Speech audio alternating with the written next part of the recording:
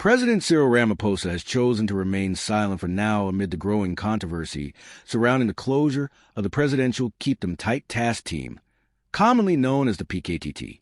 Speaking briefly after a cabinet meeting, he said he would only comment after reviewing official reports from both the Madlanga Commission and Parliament's ad hoc committee. He stressed that premature statements could lead to confusion or misrepresentation of facts. His decision to stay quiet has quickly become a central topic in national discussions, reflecting the tension between political caution and public demand for transparency. The PKTT was a special task team reportedly created to combat organized crime and corruption within government structures. Many South Africans viewed it as a key weapon in exposing corruption networks that operated deep within the state. Others saw it as a potentially powerful but poorly monitored unit that needed stricter oversight. The team was disbanded quietly earlier this year, without much explanation to the public.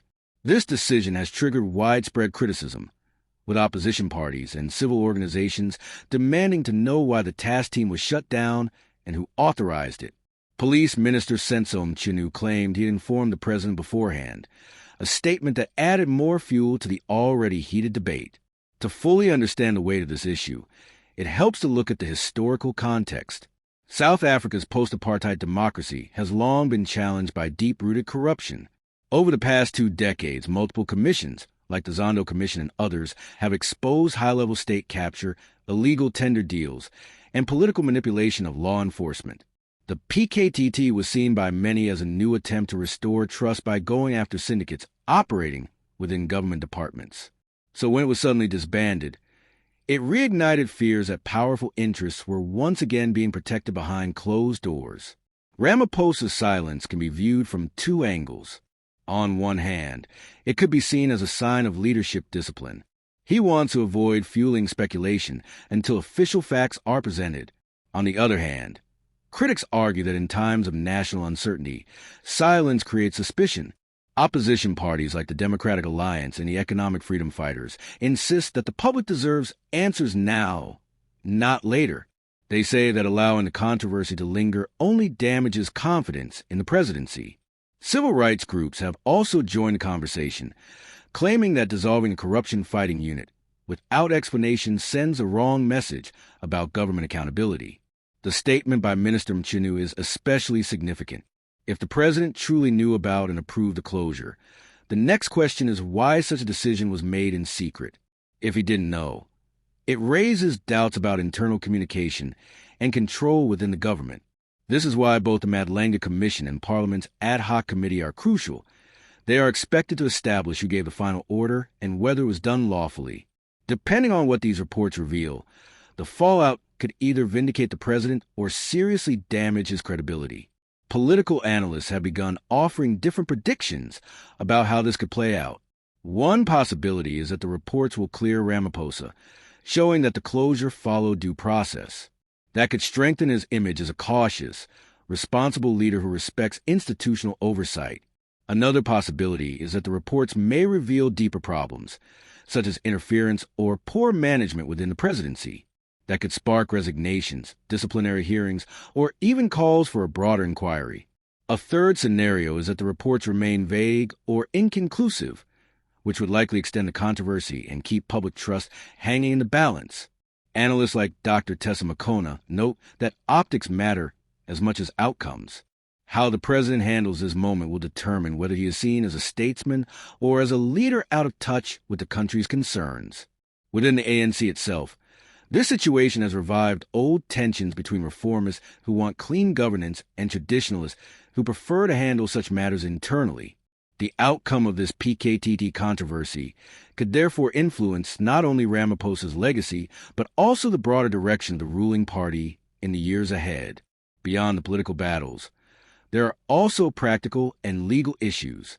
The PKTT reportedly worked closely with whistleblowers and investigators who risked their safety to expose criminal syndicates. If the team is gone, what happens to the people it was protecting?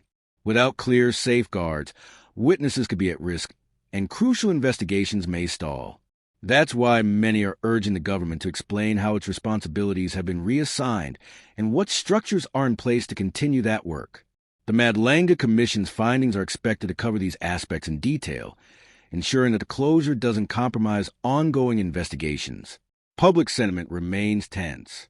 Many South Africans feel that corruption inquiries come and go, but real accountability rarely follows. People are tired of delays and political excuses. They want leaders who act decisively and communicate clearly.